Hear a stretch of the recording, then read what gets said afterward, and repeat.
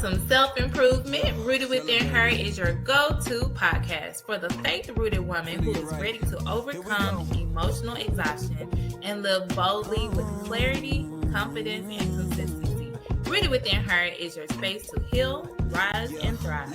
So make sure you like and subscribe, and don't forget to check out rootedwithinher.com so you can be the first to know about our workout plans, our retreats, clothing line, books, and so much more. So you can thrive mentally, physically, and spiritually while connected with other like-minded communities. So sit back and relax, and don't forget to grab your notepad and your pen and enjoy.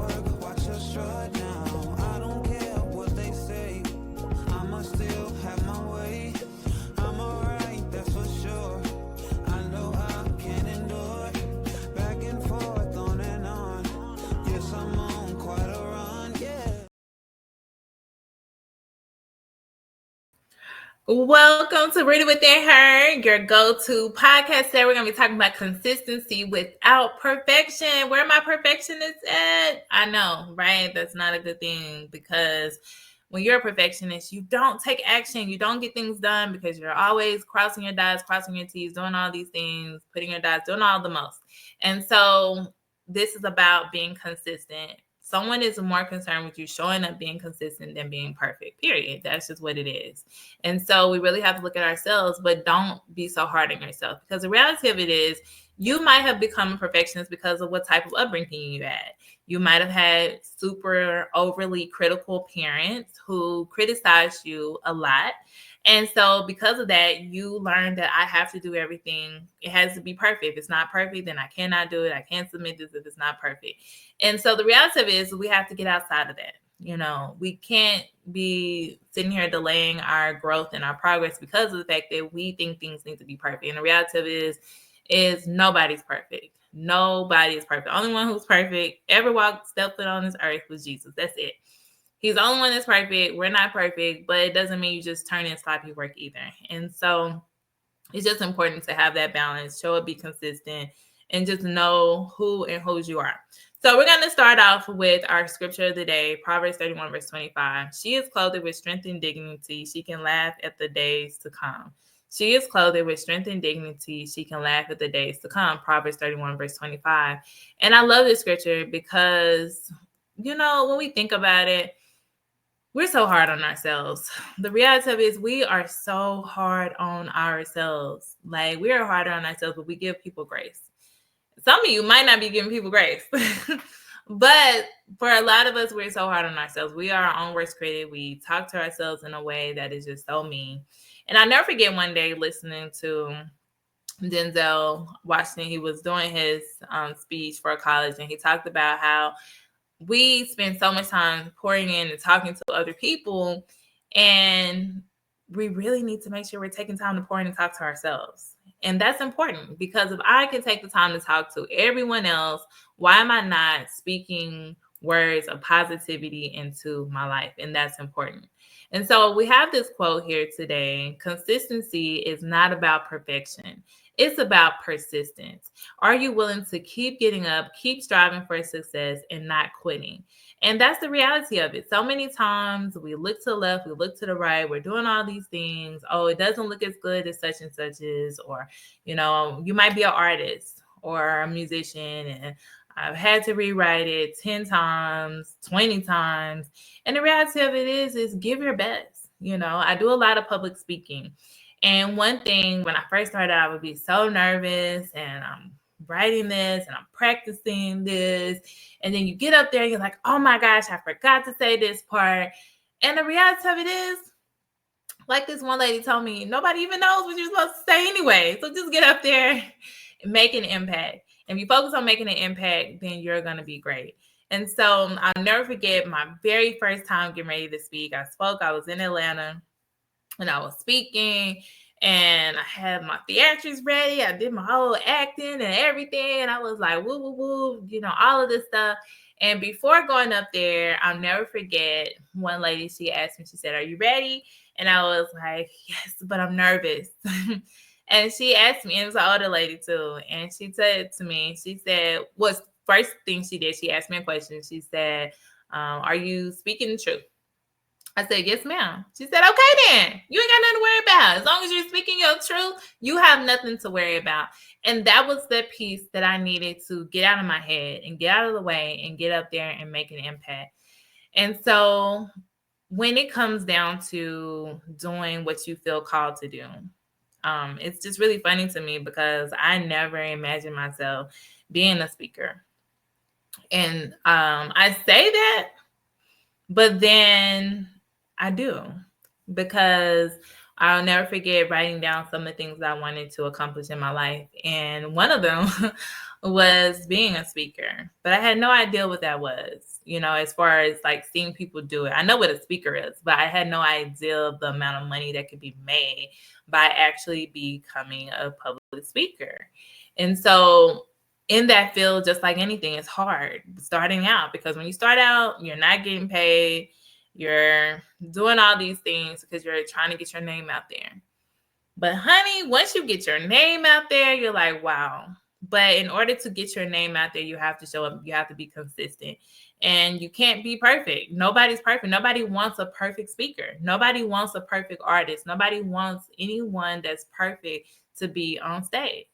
And so I've heard like people tell me, when I say that, they'll be like, well, what about a pastor? We want that pastor to be perfect. But the reality of it is nobody is perfect. Every day, we all have that same calling to strive for perfection, as far as to strive to be the best version of yourself that you can be every day. We got to strive to be the best version of ourselves, to have that clean slate. But the reality of it is nobody is perfect. That's why we're talking about pastors, for example. We all need to make sure that we're studying God's word. Now, are they held to a higher standard? Yes. Pastors, teachers, when you have a calling to lead others, you are held to a higher standard. And that's why it's important to make sure that you're doing right. I'm held to a higher standard. And so that's why it's important for us to make sure that we show up and we're real with ourselves, and we have to be real. And that's why I'm big on, hey, if you see me doing something or you don't like the way that I said something, tell me, let me know, tell me, and vice versa. And nobody can fix anything if you don't tell them. And so what I want you to focus on is being consistent. How can I be consistent? How can I show up and be the best version of myself each and every day? Be consistent and understand that it doesn't have to be perfect. So in my book, I have a section about when boundaries lead to loss. And this is my book called Unapologetically Divorced: 7 Powerful Tools to Rediscover Your Worth so you can heal and move forward. And so I'm going to read the excerpt. When boundaries lead to loss. Boundaries may change the roles people play in your life. Those who truly value and respect you will adapt to your boundaries. Those who don't may drift away, and that's okay. Now, everyone is meant to stay in every season of your life. That hurts, right? Because when we meet people, we're like, oh, we're going to do this. We're going to travel. We're going to do all these things. The reality of it is, God be laughing at us because no, okay, they're only supposed to be like this long, okay, this long, and that's why we be in our feelings, because we're like, I thought that I had all these things planned for us, and that's not what God had planned. If someone can't respect your boundaries, it's not a reflection of your worth. It's a reflection of their unwillingness to honor what you need. Your job is to set and enforce boundaries. Their job is to decide whether they want to abide by them. And here's the hard truth. If they don't, you must be okay with the laws. People who genuinely care for you won't ask you to bend your boundaries, especially if they wouldn't bend theirs for you. And what we find is a lot of times is people want us to do all these things for them, but when it comes time for you, nowhere to be found. And I talk to a lot of patients who tell me that, clients who tell me that, hey, like, I'm tired of this. Like, every time somebody needs something, I'm there for them. Boom, boom, I got you. Boom, boom, boom, boom. But when you need something, nowhere to be found. And that's why we have to change it up, right? If I give something, I'm giving it genuinely from the bottom of my heart. But we need people who are like-minded in our space. And that's why we have to get community. So many times people tell me, no, don't have community. Don't need that. You say you don't need that, but guess what? Life gets hard. Life is going to hit you. Life is going to have you questioning, okay, who you are, all kind of things. And that's why it's important to have people who you love, value, and trust, and who want the best for you in your circle. Because when you have those people in your circle, man, the sky is the limit. Like, I love that. When I talk to people who tell me that they have parents who are like, you got this. Like, that's all you need. That's all you need. And so for some of us, we don't have those that, right? And so you have to look to who is next, who can give that to you, who can motivate you and say, you know what? Keep going. Don't quit. I know you're tired. I know it's been hard. I know it's been a struggle. But keep going. Your best is yet to come. And so I'm telling you, with consistency, it's not easy. There are days that I want to quit throwing the towel. I have this phrase that is in the educational realm, but I tell my story. When I tell it real. I started off teaching in this one district, and when you teach in this district, you can teach anywhere. Anywhere. Okay. And it is true. Okay. I'm actually grateful that they broke me in and got me ready. But I used to have this phrase I would say all the time. And my educators, they really get it. Because have you not ever had a day that you wanted to just pick up your purse and walk out that classroom? Because you're like, look, like, I'm trying to teach y'all. And I say that for my passionate teachers. When you're passionate, okay, call me Peter, right? Passionate, okay? When you're passionate, you handle things a little differently. You feel some type of way. I'm trying to teach you, and you over here talking, and then she said, like, what? No. That's disrespectful. I'm talking. I'm trying to teach you something. And so there were times where I'd be like, you know what? I'm about to grab my purse and leave, walk out. And it's in those moments of God giving me the people, putting the people in my heart that I needed to call or needed to talk to help me. Don't do that. Don't do that. I never forget actually calling one of my aunts, actually. And she's like, don't do that. Them kids need you. I'm like, no, they don't. They don't need me. She's like, yes, they need you. I'm like, they ain't acting like it. Give it some time. Go back in there. Calm down. Take you a breather. You're going to be all right. These kids need you. And I said that to say because there's so many times, and I feel emotional right now because my journey as an educator, it was a lot. But I promise you, my good outweighed the bad, because when those students, and this is every district I've ever been in, when students would write notes to me at the end of the year and tell me how funny I am and how I made a difference in their life, and how now because of me, they love math, or now because of me, they are confident and they are who God has called them to be, and how they love our jokes. That, you know, they clap back, they come at me, I come back at them.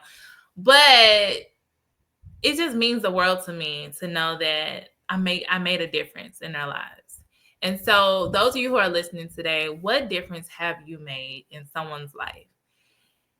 And I think a lot of times we look for that instant gratification. The reality of it is it's not always instant.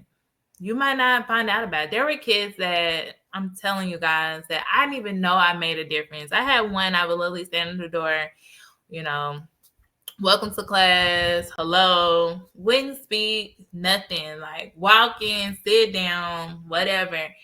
And the end of the year, he wrote me this note and he said, I know you think that I wasn't paying attention, but I want you to know you have really made a difference in my life. And I used to do this thing with my classes once I got in my later years of teaching, where I would say, okay, you got 5 minutes. Y'all can ask me anything. Okay, 5 minutes. And I didn't know just taking that 5 minutes, because there's so much you have to do. Like when you teach a tested subject, you have to boom, boom, boom, boom, boom. You don't really have time to formulate those relationships, but those relationships are important, because if I don't have a relationship with you, I can't talk to you crazy. You can't talk to me crazy if you don't have no relationship with me, right? And so it's the same thing with God. We can't ask God for things and we don't have a relationship with him. We don't talk to him once a month. No, that ain't happening. You're not getting what you want, period.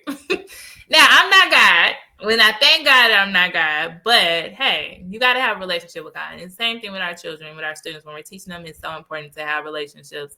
And a lot of educators don't understand that. And as an administrator, I was an admin for some time, and counselor, and all these things. And that was something that was hard for a lot of my teachers. They didn't understand that. You got to have a relationship with kids. You can't do the things that you're doing and not have a relationship. It just doesn't work like that.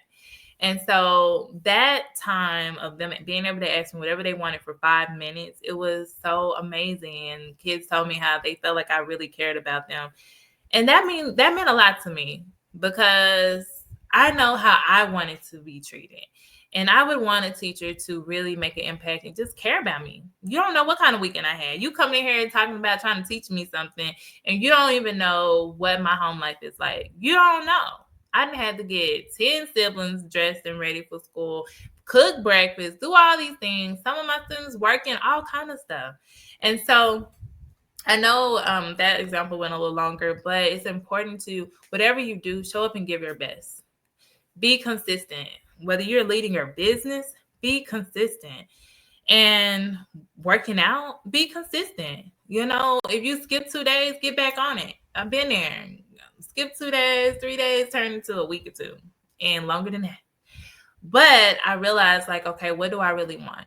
And so for some of you, it might be going to Pinterest, getting that picture of your dream body, getting your dream body together and putting it to where you can see it. Putting the picture of the dream car that you desire, making that vision board. So that way you're writing the vision and you're making it plain. So you know what you're working towards. So many people just aimlessly get up, go to work, do the same thing every single day. And why don't I have money in my account? Why this? Why that? Because you haven't done anything differently, or you keep eating out every day and you're not saving anything. You're not balancing your bank account. Like, there's so many things. And, people are like, oh, okay. So it's about you being the best version of yourself, showing up, being the person that you truly need yourself to be. So I'm going to end with this affirmation. I release exhaustion and embrace rest without guilt. I release exhaustion and I embrace rest without guilt, meaning that I will not have guilt. Okay, I will not have guilt for releasing exhaustion and embracing rest. And so I want you guys to be blessed and live your best life because you deserve it.